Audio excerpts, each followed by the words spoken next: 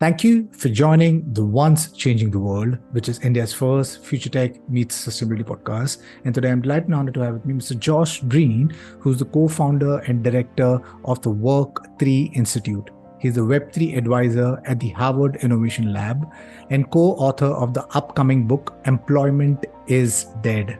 He's an HR transformation and metaverse expert who marries Web3 technologies with workspace strategies.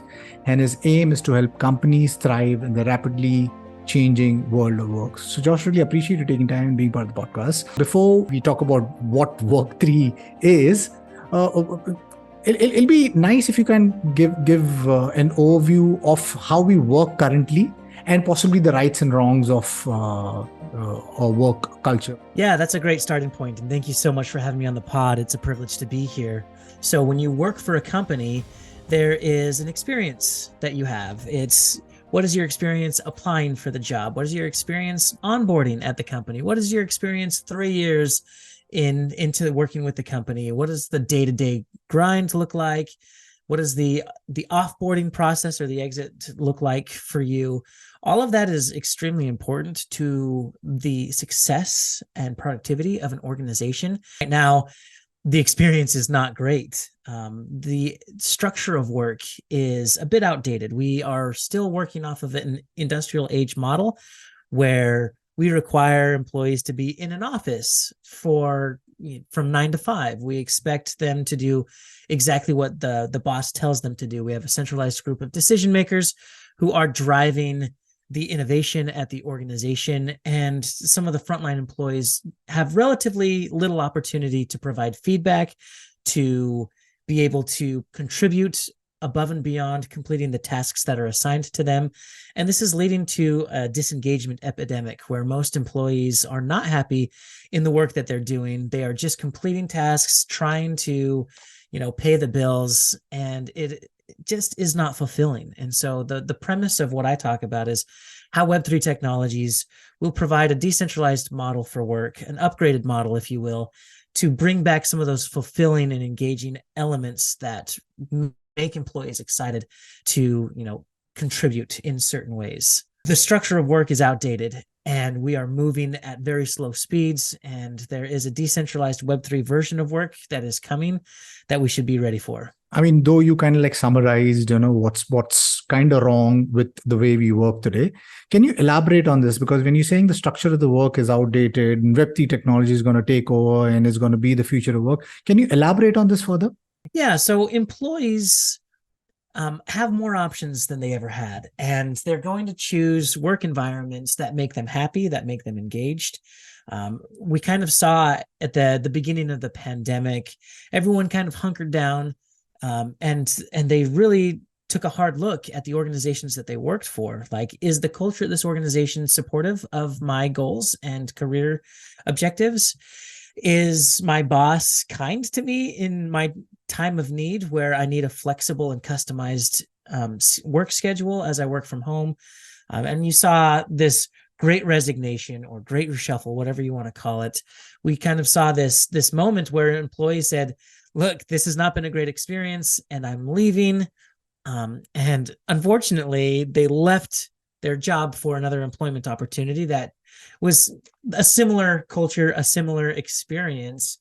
I do believe that there's going to be a moment where employees are going to choose a Web3 model for work that is more supportive of their needs, which is, working mothers can log on and work when and how they want for whoever it is through a DAO. And other workers can find ways to be more creative in the work that they're doing. They can find projects that align with their passions. They can spend more time doing what they love.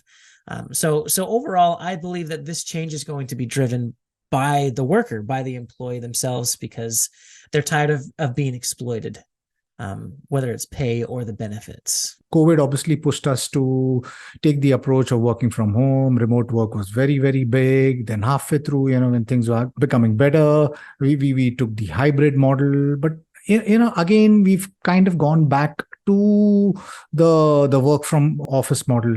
But here you are saying that the entire Web3 technology is going to completely upend how we work, and decentralized autonomous organization is going to come in play. Elaborate further on how it's going to change.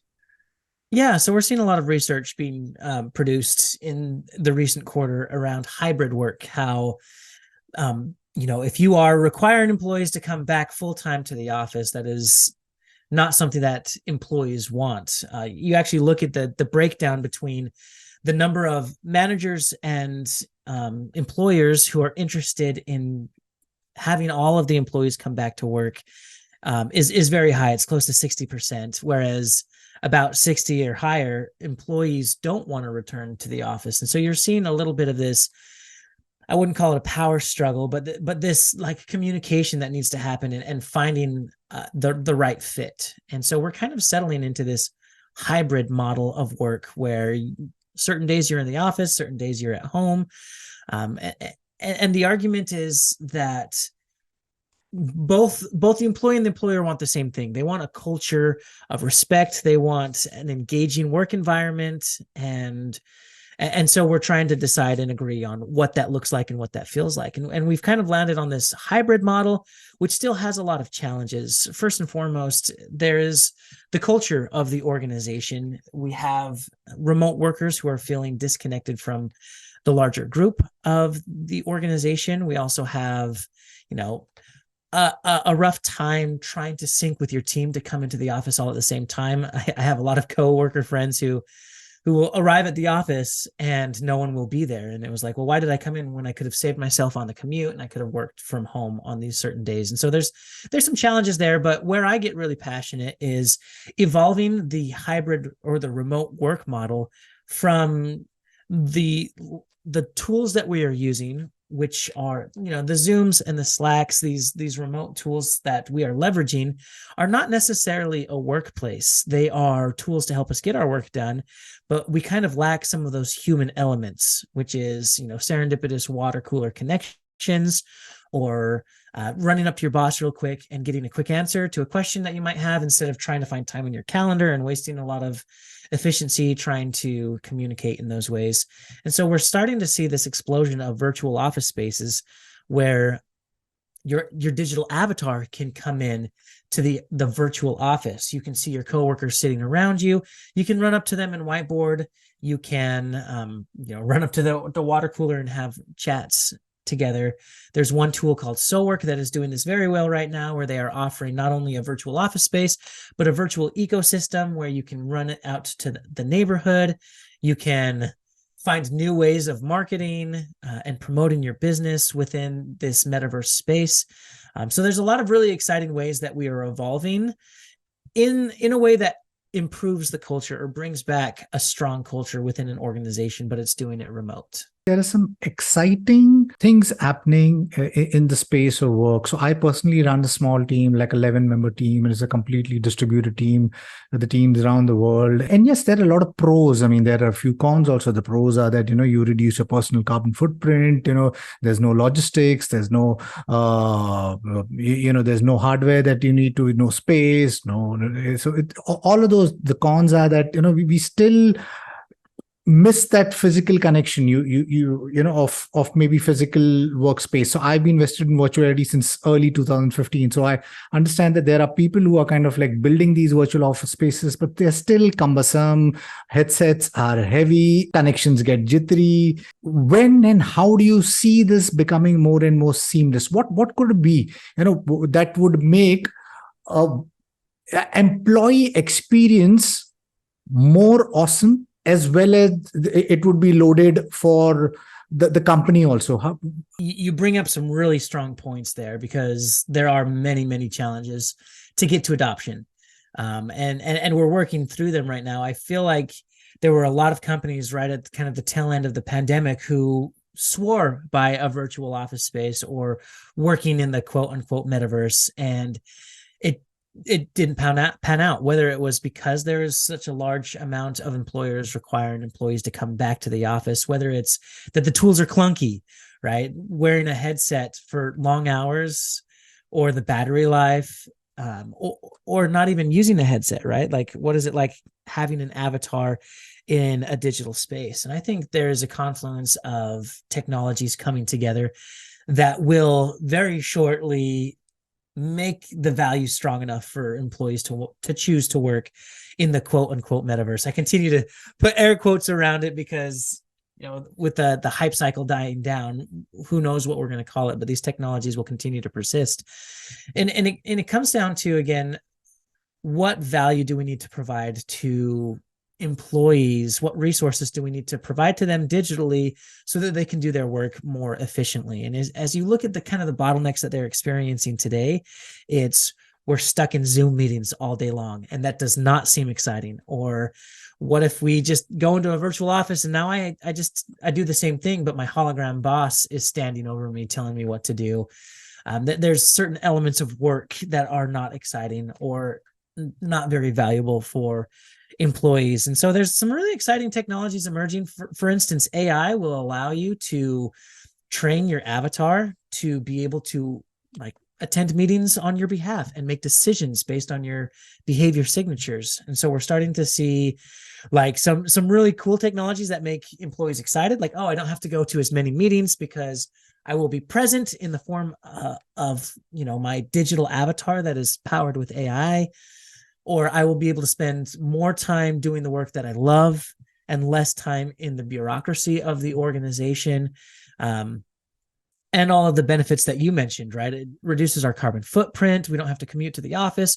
We can work with next level employees who are like-minded individuals that live all over the world. You and I are on different time zones. I'm just waking up and you're about to go to bed, right? But we can still come together in this way and collaborate and add value to your listeners. And so there's plenty of really exciting technologies, and we haven't even talked about blockchain and some of the ways that we are going to be compensating employees. But I think that these technologies are going to provide a relief to some of the pains that HR departments are grappling with today.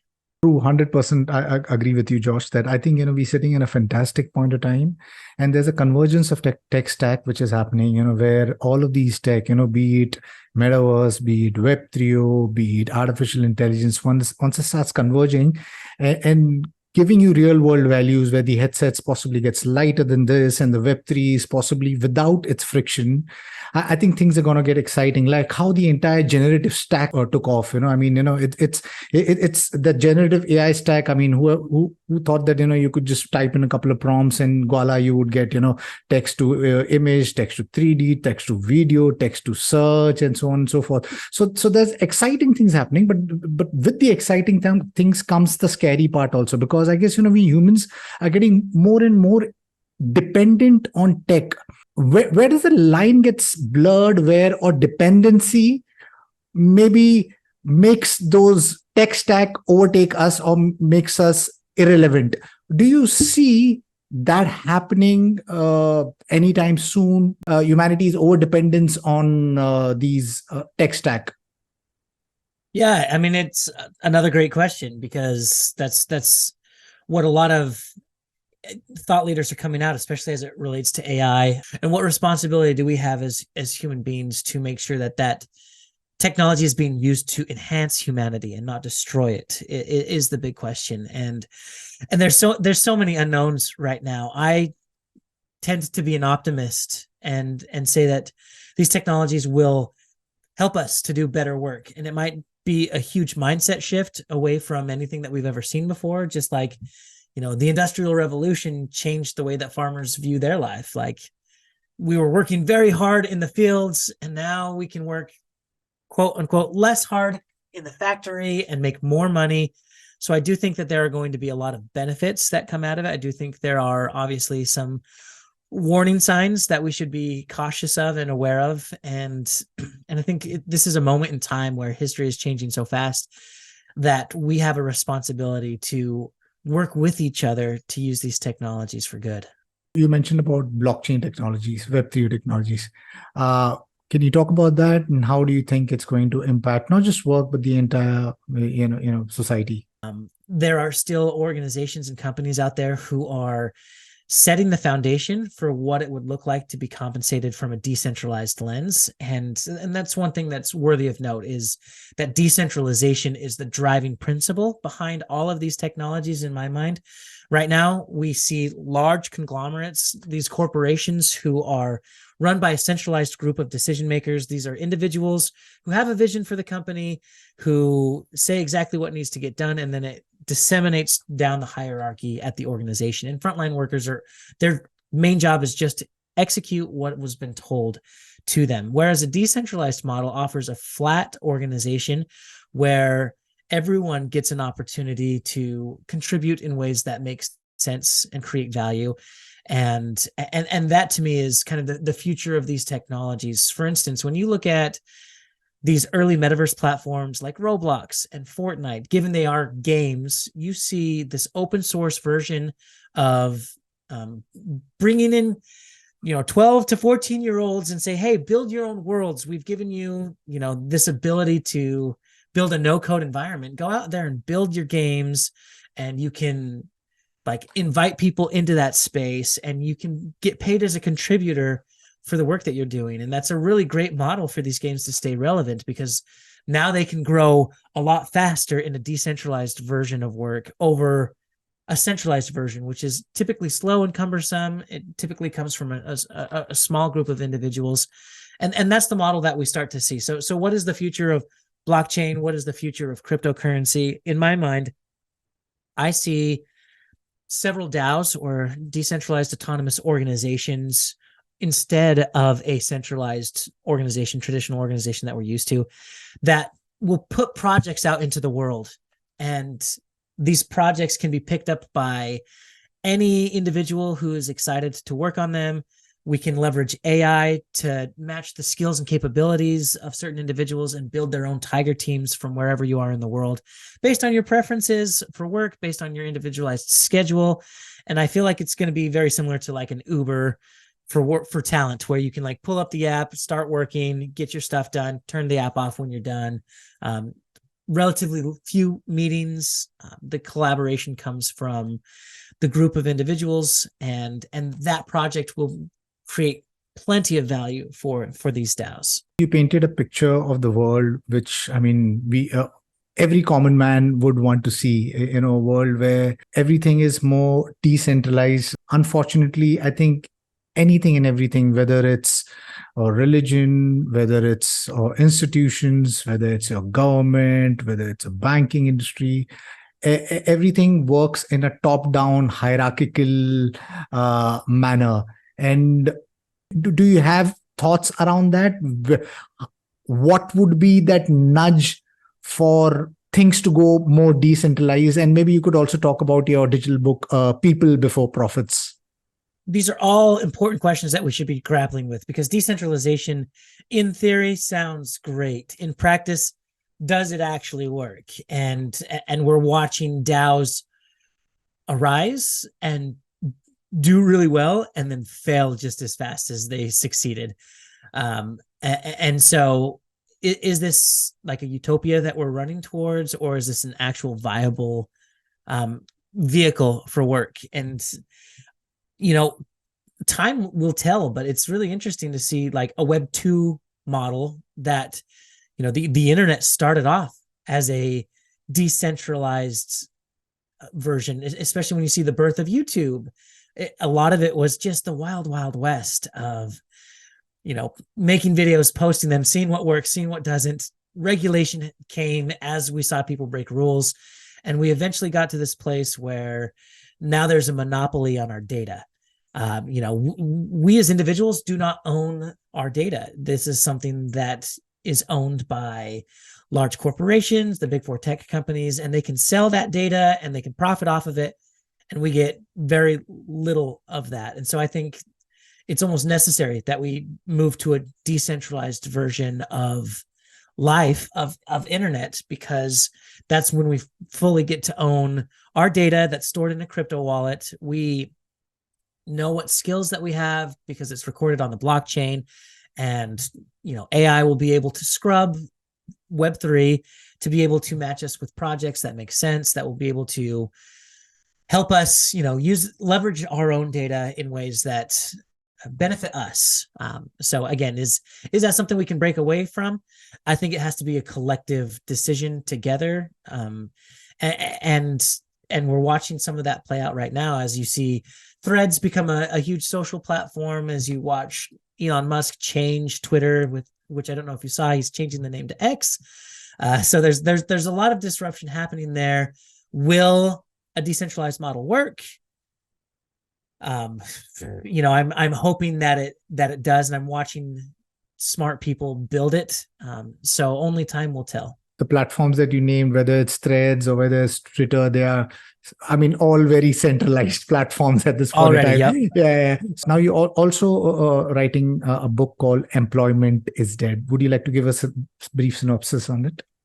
Yeah. So my co-author, Deborah Perry-Pashoni, and I came together. She was running Web3 conferences. She's a Web3 investor. We came together to write this book. And the premise of the book is, again, that like these structures of work that we have been running off are providing diminished returns, that there's a slow decision-making process. And in today's age, we need to be making decisions much faster than we are. And we need to be able to outsource our decisions either to our staff or to AI in order to stay relevant and to capture, the market share as the market evolves.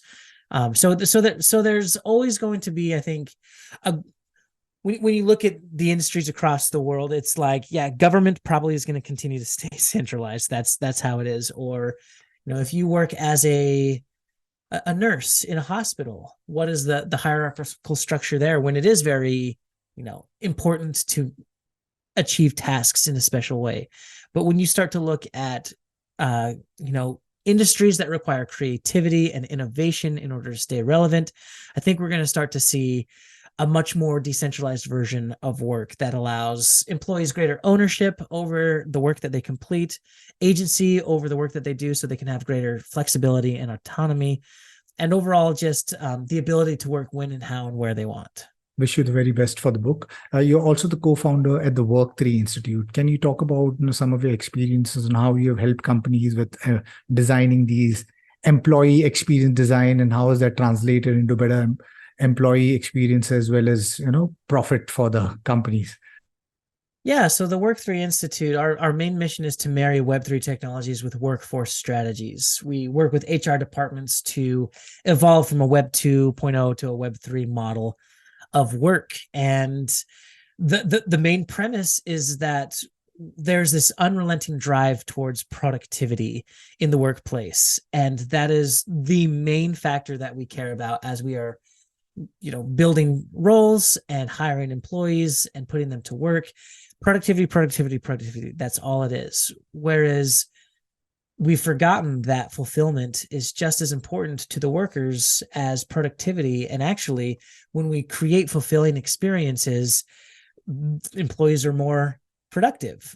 We have a workforce that is less burned out, a workforce that is more engaged in the work that they're doing because they love what they're doing. And so we help companies today find a balance between productivity and fulfillment, making sure that we're measuring the right things, making sure that the experiences that we're developing are not just experiences for the company, it's experiences all across the board. And we do that through our fulfillment productivity matrix. And what we're seeing right now is some really cool results, that the ROI of these companies is much higher than traditional organizations because their employees stay longer, they're excited about the work that they're doing, and they have the flexibility to do it in a way that makes sense to them. Okay, can you share some examples of some of the works that you've done with the organizations and how it's helped those businesses? Yeah, so we've been working with a company called Juicebox who wants to leverage technologies like Discord and some of these decentralized platforms in order to not even have full-time employees. Full-time employees are extremely expensive. It's very much a contractor-based version of work where you have a group of individuals who exist in your database and you provide opportunities for them to apply for projects. And you're starting to see this in in a talent marketplace. There's a really hot technology right now in the HR space called a talent marketplace. Companies like Gloat and Fuel 50, who are starting to kind of leverage this idea internally at an organization. They realize that there's untapped talent and skills that they could be leveraging. They just aren't aware that certain employees have certain skills. So they are building out a skills taxonomy, and based on that, they can mix and match departments and employees that work on certain projects that wouldn't have even been paired together in the past. And so we're advocating for a global talent marketplace where we are, recording our skills in our crypto wallet on the blockchain, and these skills and talents can be leveraged for any organization that needs your help across the world, rather than just working for a company individually. And so we're starting to see some really cool companies start to leverage decentralized version for work and provide value. So it's really exciting to see what's happening. Any advice to companies here in India, who are thinking about Web3, or moving to Web3 or metaverse technologies? What would be your advice? Yeah, I would say that my advice doesn't even have anything to do with these technologies. It is to listen to your employees, to listen to their pains and their preferences, to understand their experience at work. Because if you can truly understand how they're experiencing work at your organization, you can better design those experiences. You can implement actionable insights to improve upon that experience. And I believe that leveraging these technologies are going to make it easier for employers to implement these technologies. And provide an experience for employees that makes sense, that they love. Right now, we are just experiencing such a disengagement epidemic where employees are burned out. They are struggling with the economy. They are just doing the work that is required of them and nothing more.